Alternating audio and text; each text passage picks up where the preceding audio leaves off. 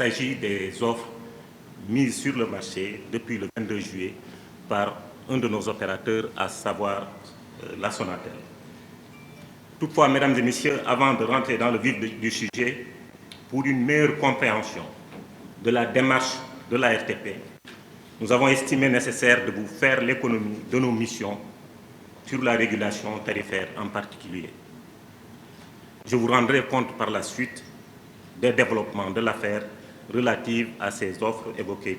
Mesdames et messieurs, nous avons d'abord eu à faire face à des plaintes déposées par les associations des consommateurs suite à ces dites offres dont j'ai parlé plus haut. La RTP a enfin fixé un délai de suspension des offres en question par courrier en date du 12 août 2020 pour tenir compte des exigences techniques relatives au système d'information et de la facturation.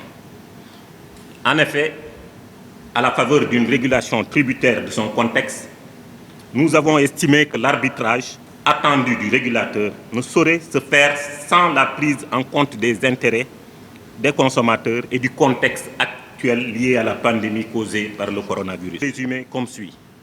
Sur l'ensemble des offres lancées sur le marché par Sonatel, de cristalliser essentiellement les réactions des associations des consommateurs. Il s'agit de l'offre Illimix Moi 1900 qui, selon ces associations, a migré vers une Illimix Moi à 4500 et l'offre Illimix Moi 5900 qui a migré vers une offre Illimix Moi 7500. D'après donc les associations des consommateurs et les plaintes qui nous sont parvenues, ces deux offres ont donc connu une évolution de leur contenu et de leur prix. Les autres offres ne posaient pas de problème majeur.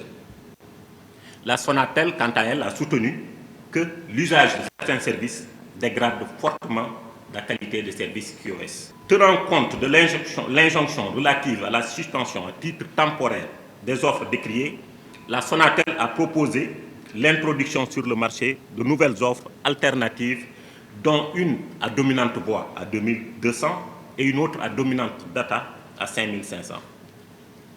Il est important de rappeler qu'au profit du consommateur, les prix des deux offres décriées sont passés pendant la période de l'instruction des plaintes respectivement de 1900 à 4500, finalement à 2200 pour l'offre à dominante voix, avec 50 minutes de communication voix, tout réseau en 6 et une baisse du volume data.